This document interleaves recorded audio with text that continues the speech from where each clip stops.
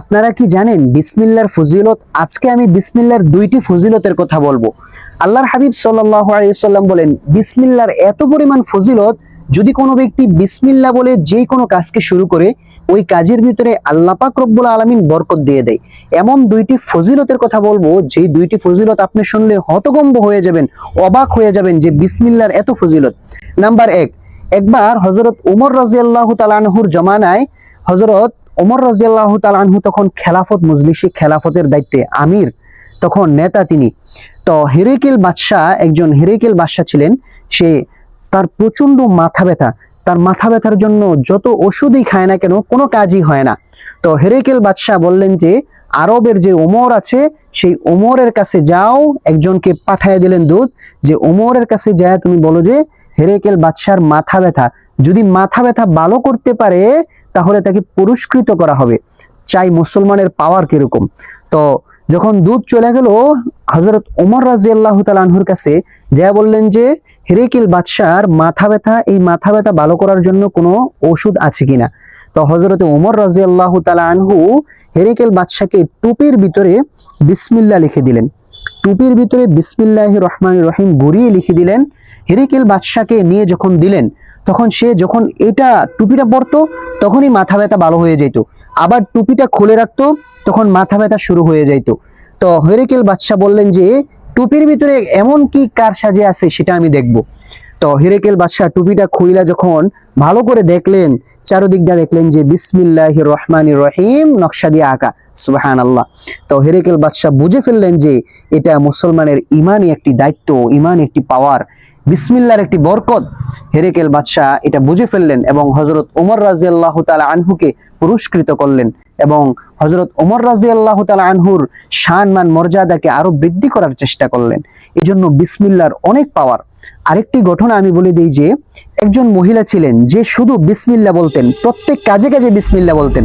তালা খুলতে গেলে বিসমিল্লাহ, তালা বন্ধ করতে গেলে বিসমিল্লাহ, খাবার বাড়তে গেলে বিসমিল্লাহ, প্রতিনিয়ত বিসমিল্লাহ বলতেন। তো তার স্বামী একটু রাগান্বিত হয়েছে যে যেই কোনো কাজ করতে যায় শুধু বিসমিল্লাহ বলে, তো ওর বিসমিল্লাহকে বন্ধ করতে হবে। তো স্বামী চুপে চুপে একটা স্বর্ণের একটা পোটলা এই আলমারির ভিতরে রাখছেন, আলমারির ভিতরে রেখে বললেন যে তোমার বিসমিল্লাহ আজকে বন্ধ করব। তো স্বামী আলমারির ভিতরে রাখার সময় স্ত্রীকে বলল যে আমি এখানে পোটলাটা রাখতেছি, তুমি এটাকে খবর রাখো, খোঁজ খবর রাখো, আমি আবার যখন আইসা চাবো তখন যাতে পাই, তুমি এটার দিকে একটু খেয়াল রাখো। তো স্বামী যখন রাইখা চলে গেছেন, স্ত্রী এটাকে বিসমিল্লাহ বলে তালা লাগাই দিছেন। স্বামী কি করছে, দেখছে যে স্ত্রী এটাকে কিভাবে তালা লাগাইছে, কোথায় এটাকে সেভ করছে। স্বামী তখন আইসা এটাকে চুপে চুপে এই স্বর্ণের যে থলিটা সেটাকে নিয়ে কূপের ভিতরে ফালাই দিছে। কূপের ভিতরে ফালাই দেওয়ার পর স্ত্রীকে কয়েকদিন পর আইসা বলতেছে যে আমি যে তোমার কাছে একটা স্বর্ণের থলি দিয়েছিলাম সেই থলিটা আমাকে ফেরত দাও। স্ত্রী এবার যখন তালা খুলতেছে বিসমিল্লাহ, বিসমিল্লাহির রহমানির রহিম, এবার আলমারি খুলতেছে বিসমিল্লাহির রহমানির রহিম, আলমারিতে হাত দিতেছে বিসমিল্লাহির রহমানির রহিম। যখন এইভাবে বিসমিল্লাহ বলতেছে, আল্লাহ পাক রব্বুল আলামিন বলে, জিব্রাইল আমার এই বান্দি প্রত্যেকটা কাজে কাজে আমাকে মনে রাখে, আমার কথা স্মরণ রাখে, বিসমিল্লাহ বলে শুরু করে, এই বান্দিকে কোনোভাবে তার স্বামীর কাছে লজ্জা পাইতে দেওয়া হবে না।